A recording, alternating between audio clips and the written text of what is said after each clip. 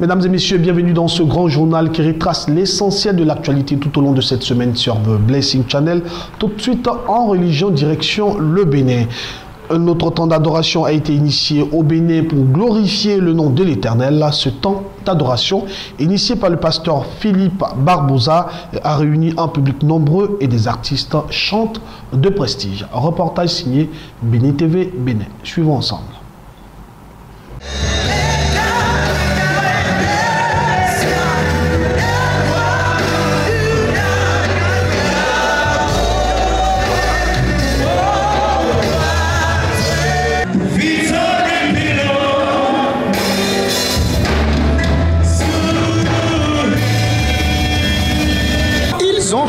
Massivement à l'appel du Seigneur.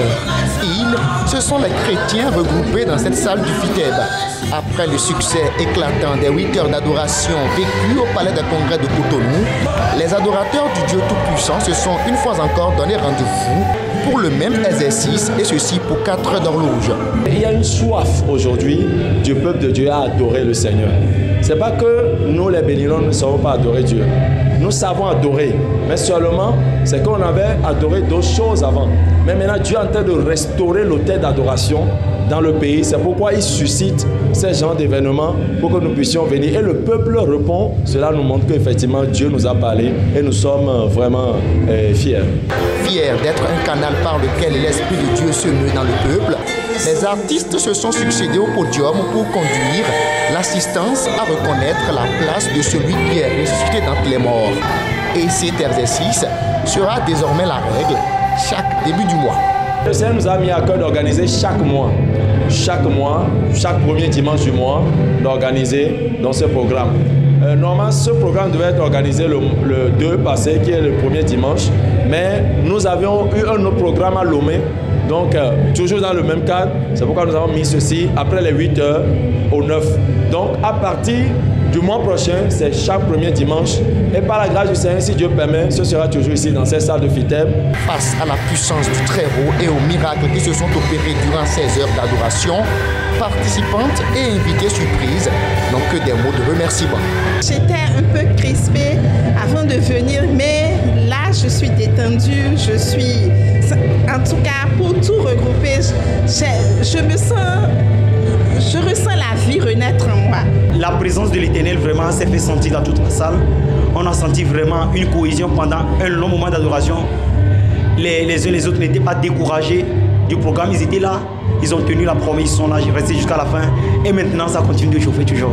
Rendez-vous est donc pris pour le mois d'août pour revivre ces moments intenses d'adoration.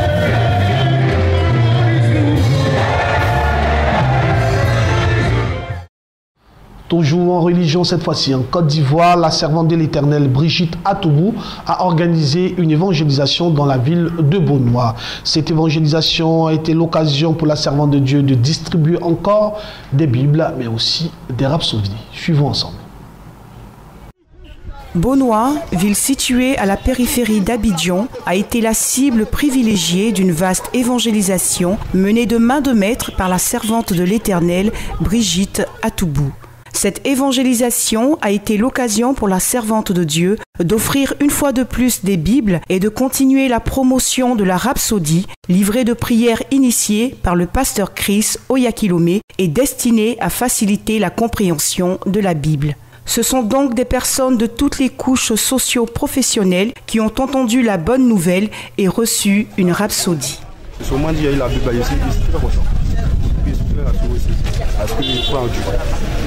Je dis merci beaucoup à mes frères qui m'ont donné la Bible parce que j'avais besoin d'une Bible. Sans la parole, on ne peut rien faire. Vous voyez, c'est Dieu qui nous a créés. Donc avoir une Bible, en tout cas, c'est une joie pour nous. Jésus-Christ de Nazareth doit faire quelque chose pour toi.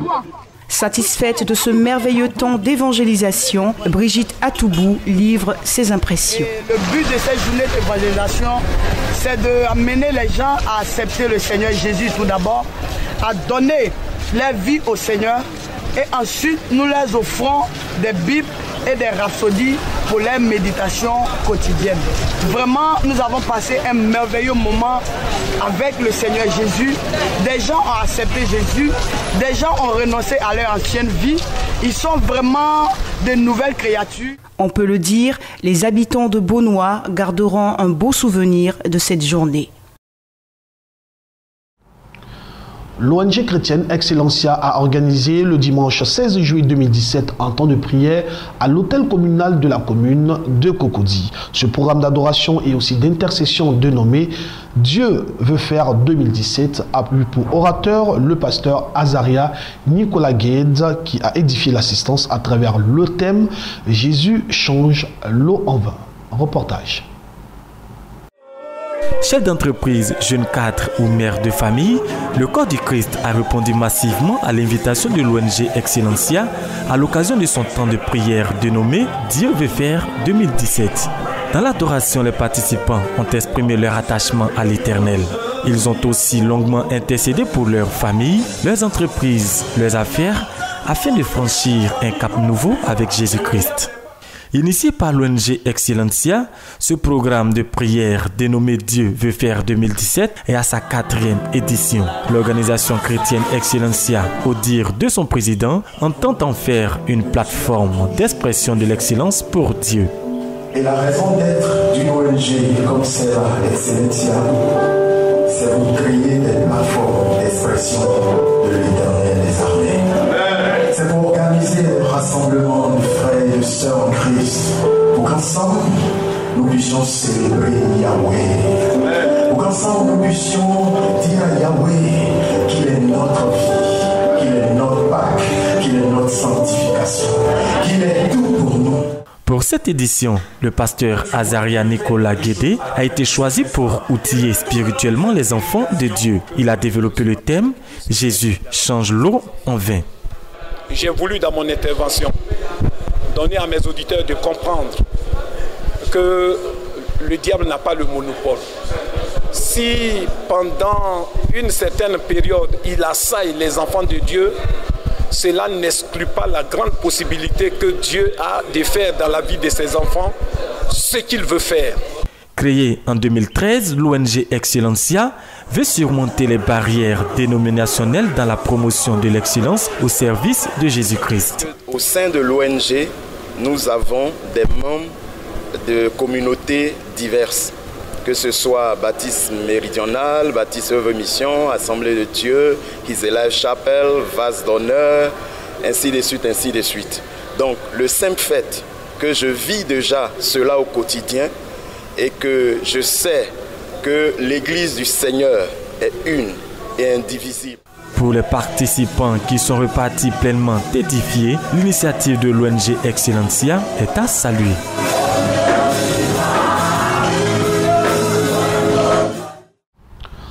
À l'Institut de formation biblique et théologique en abrégé IFBT, présidé par le pasteur Adonis Kessé, a organisé le samedi 17 juin 2017 la cérémonie de remise de diplôme aux étudiants de sa 6e promotion. C'était au sein de l'église La Bénédiction d'Adjamé de son logement. Reportage.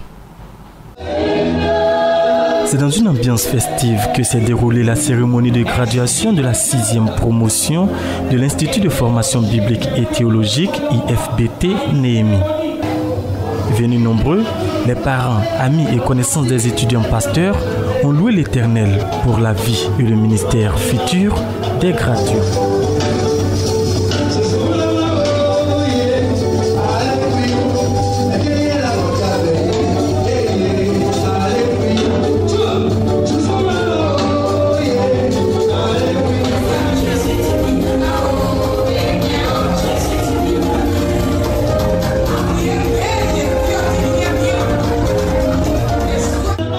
Des mots de remerciement à Dieu et aux formateurs.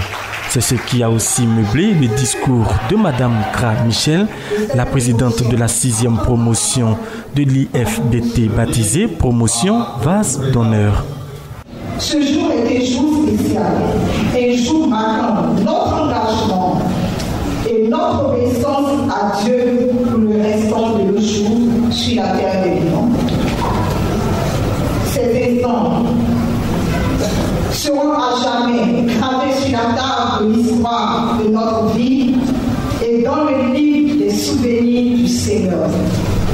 stade de mon allocution, je voudrais dire un grand merci aux enseignants, avec à la tête Monsieur le directeur de l'Institut, pour leur patience, leur disponibilité et surtout la grande humilité dont ils ont fait preuve durant cette formation. Que Dieu vous bénisse. L'IFBT est un institut de formation biblique et théologique en collaboration avec True Witness Ministries des États-Unis. Il est dirigé par le pasteur Adonis Kessé. Il vise la formation des serviteurs de Dieu en leur donnant la connaissance nécessaire pour le service sacerdotal. Et dans la perspective de l'exercice de leur ministère, les étudiants pasteurs ont été ordonnés avant de recevoir leur diplôme de fin de formation.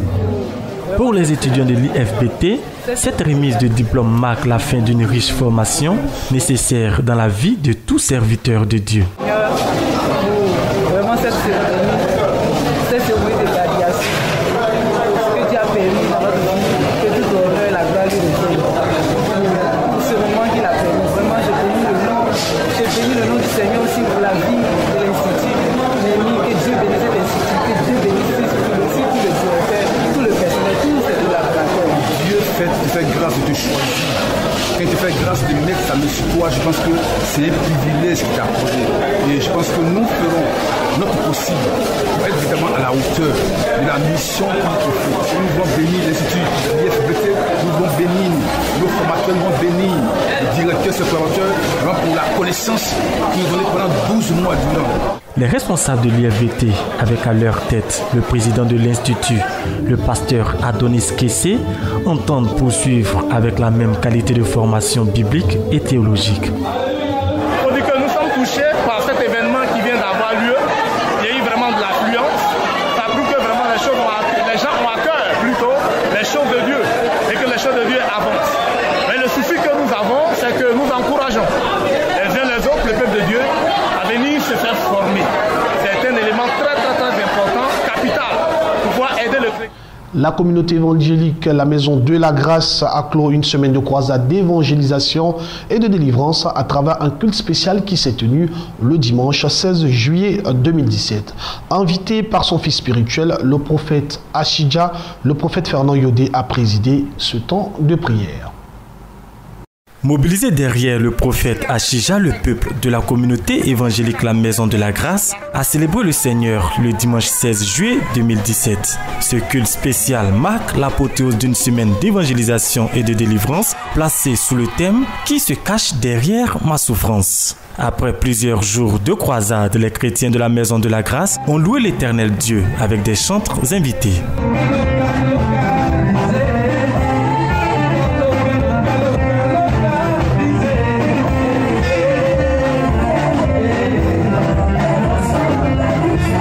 Le prophète Fernand Yodé, père spirituel du leader et fondateur de l'église La Maison de la Grâce, a été l'invité spécial de ce moment de prière. Il a conduit un temps de ministère au cours duquel le Saint-Esprit s'est fortement manifesté. Pourquoi tu t'es levé contre sa destinée? Je commande à la qualité de prophète, par l'onction de l'Esprit. Sors! Sors! Ils sont en train de vomir ton mariage. Ils sont en train de vomir ta santé. Entrez un peu. Nous sommes dans le 7e mois de l'année et nous croyons que le chiffre 7 c'est le chiffre de repos. Dieu a travaillé 6 jours, le 7e jour s'est reposé. Élisée dit à Naaman, jette-toi 7 fois dans le Jourdain, et la lèpre a disparu de la vie de cet homme. Et la Bible déclare que le juste tombe 7 fois et Dieu le relève. Nous croyons que ce 7e mois est le mois de la libération, le mois du relèvement, le mois de la délivrance. À la suite du père spirituel, le fils, le prophète Ashija, leader de la Maison de la Grâce, a exercé le ministère de la prophétie à travers des révélations pointilleuses. Mais j'ai dit la prison est en train de s'ouvrir. La prison est en train de s'ouvrir. La prison est en train de s'ouvrir. La prison s'ouvre. Tu as souffert cet événement. Dans cette maison dont je parle, qui est la maison de ton père, de ta famille, tu es comme une étrangère, tu te retranches pour vivre. Pour le prophète Ashija, l'Église doit multiplier de tels programmes pour faire tomber les chaînes de servitude. Donc s'acquitte. C'est fort. Et nous bénissons le nom du Seigneur et nous prions encore Dieu pour qu'il nous accorde encore, nous donne cette force-là de pouvoir continuer ce genre d'action, encore pour la délivrance et le salut des âmes, parce que c'est à ça que nous avons été appelés, c'est à ça que Dieu nous a appelés. Donc nous voulons vraiment encore que... Le vendredi 30 juin 2017 s'est tenu le temps de célébration dénommé Atmosphère de louange à l'hôtel communal de la commune de Cocody. Atmosphère de louange est un programme initié par le chantre Boniface pour communier avec tout le corps du Christ. Revivons ensemble les temps forts. Atmosphère de louange, moment de célébration du Tout-Puissant. Un concept initié par le chantre Boniface et qui se tient tous les derniers vendredis du mois. À cet effet, le vendredi 30 juin 2017, l'hôtel communal de la commune de Cocody a été le théâtre de ce rassemblement pour louer l'Éternel. Comme son nom l'indique, atmosphère de louange, à la différence d'un concert habituel, est un moment assez particulier pour demeurer dans la présence de l'Éternel.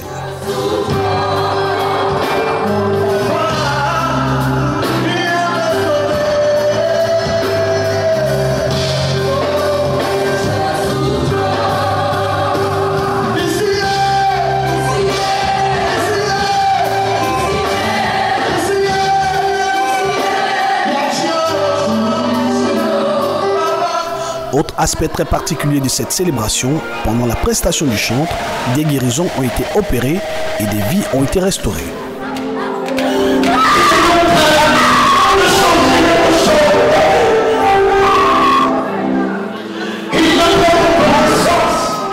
Atmosphère de louange, rendez-vous est donc pris pour la prochaine édition, pour la gloire du Tout-Puissant.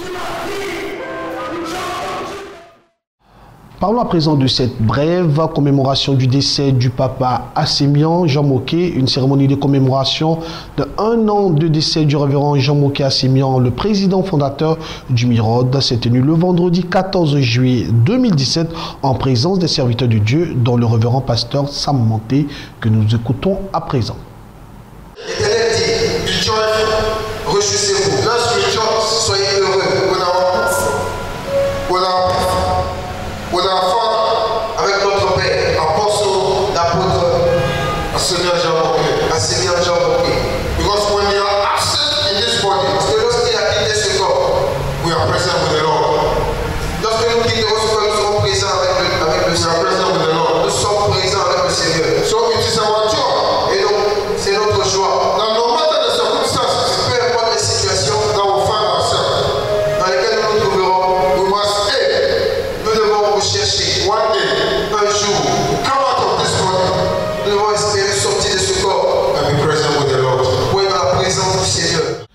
Parlons à présent de société en Côte d'Ivoire. L'ISFC, Institut supérieur de la formation continue, a organisé un séminaire de renforcement de capacité consacré au leadership. La ville d'Assuéfry, dans le nord-est de la Côte d'Ivoire, a accueilli ce séminaire dont le thème est les 5 qualités essentielles d'un vrai leader. Reportage.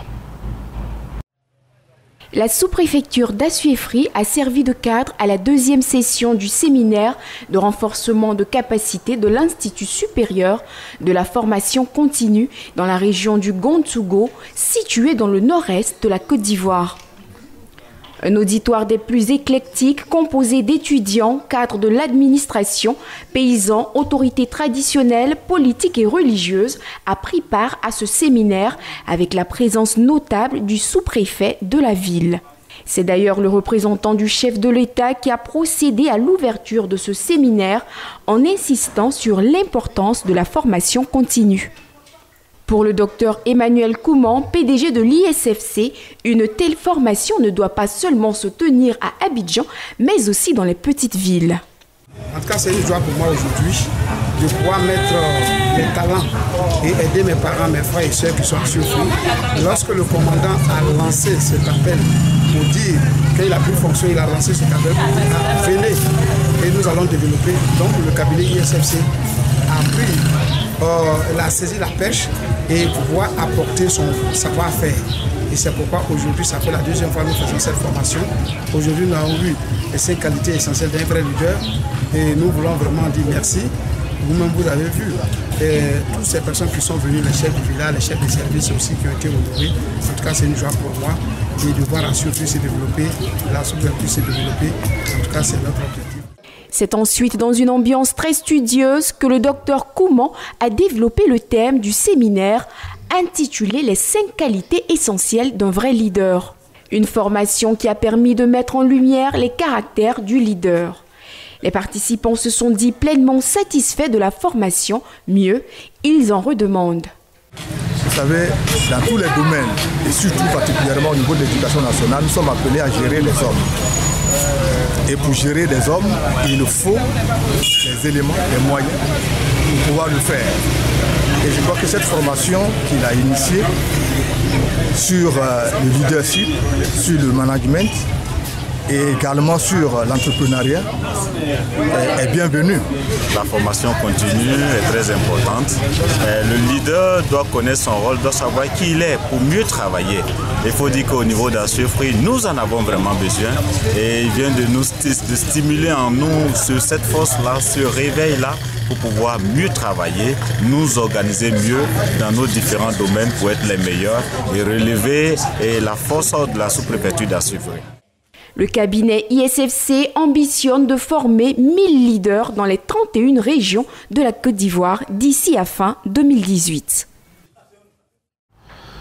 À présent, l'actualité africaine dans ce grand journal au Sénégal. Une enquête a été ouverte à Dakar précisément après le mouvement de foule qui a fait au moins 8 morts dans le stade Demba Diop. Les autorités ont promis de la fermeté contre les responsables de ce drame. Suivons. Une enquête est ouverte à Dakar après la mort d'au moins 8 personnes suite à un mouvement de foule dans le stade Demba Diop de la capitale. Le directeur du stade et le président de la Ligue de football ont été les premiers à être entendus, assure le procureur de la République sénégalaise. L'enquête, promet Bassirou Gueye, se fera dans le strict respect et dans la fermeté. L'enquête suit son cours et déjà, des témoignages ont été recueillis, des films visionnés et des renseignements en cours de traitement. L'enquête sera complète. Aucune piste ne sera négligée. Les responsabilités seront situées.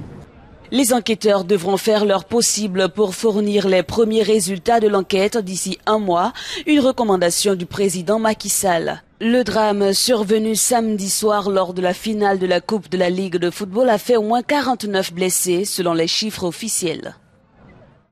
Parlons à présent de la politique au Mali. Des milliers de Maliens ont protesté pour marquer leur opposition au référendum constitutionnel voulu par le président Ibrahim Boubacar Keïta. Selon eux, elle pourra entraîner le renforcement des pouvoirs présidentiels. Les jours passent, mais la mobilisation ne faiblit pas. Plus déterminés que jamais, ces milliers de Maliens comptaient faire entendre leur voix samedi dans les rues de Bamako contre le changement de la Constitution annoncé par le gouvernement. Aujourd'hui, nous n'avons pas besoin de la révision constitutionnelle. Nous voulons que l'État libère le nord du Mali, que l'État libère le centre du Mali, que l'État prenne en compte les vraies aspirations de ces pays. C'est au prix du sang qu'on a eu cette démocratie. Donc si on met tout en péril, ça ne va pas du tout. Voilà. Donc vraiment, s'il ne recule pas, en tout cas, on ne va pas tout dire ici, mais on va continuer quand même. L'opposition, elle, dénonce ce dialogue de sourds entre le gouvernement et les citoyens. Ceux qui sont ici aujourd'hui, ils ont répondu à l'appel du Mali, pas à l'appel de l'opposition, pas à l'appel d'une quelconque personne. C'est le Mali qui est là aujourd'hui.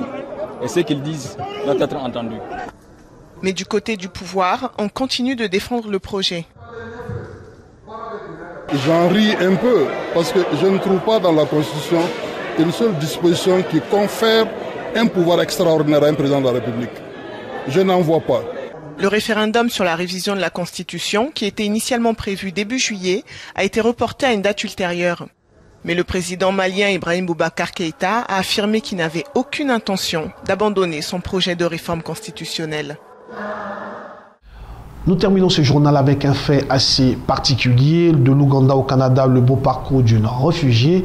La vie réserve parfois des parcours des plus atypiques. C'est le cas de Samina Merkant. Il faut préciser qu'elle est née en Ouganda d'origine asiatique. Elle est aujourd'hui médecin engagé au Canada où elle a grandi. Suivons ensemble son parcours. Née en Ouganda d'origine asiatique, c'est au Canada que Samina Merchant a grandi. Elle n'avait que 7 ans quand elle a débarqué avec ses parents au pays du Cèdre.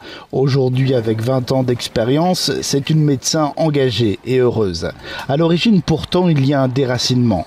En 1972, le dictateur ougandais Idi Amin Dada expulse environ 40 000 Asiatiques, parmi eux beaucoup d'Indiens descendants de migrants de l'Empire britannique. Le chef d'État affirme que Dieu lui a demandé de transformer son pays en nation de l'homme noir. Les Asiatiques partent alors pour l'Europe, les États-Unis ou le Canada. Ottawa notamment affrète de nombreux avions pour acheminer des réfugiés. En Ouganda, les parents de Samina étaient enseignants. Aujourd'hui, elle se dit heureuse de tout ce qu'elle a pu entreprendre dans son pays d'adoption. Ce pays m'a donné l'opportunité de faire tout ce que je voulais. Tout ce que j'avais à faire, c'était de m'engager et de faire le travail. Samina vient d'être distinguée comme médecin de l'année en recevant le prix Alberta Family Physician, une forme de consécration. Mesdames et messieurs, c'est ici que prend fin ce grand journal préparé par l'ensemble de la rédaction de Bénin TV que vous pourrez suivre sur notre site internet. Bonne suite de programmes sur le Blessing Channel. Dieu vous bénisse. À bientôt.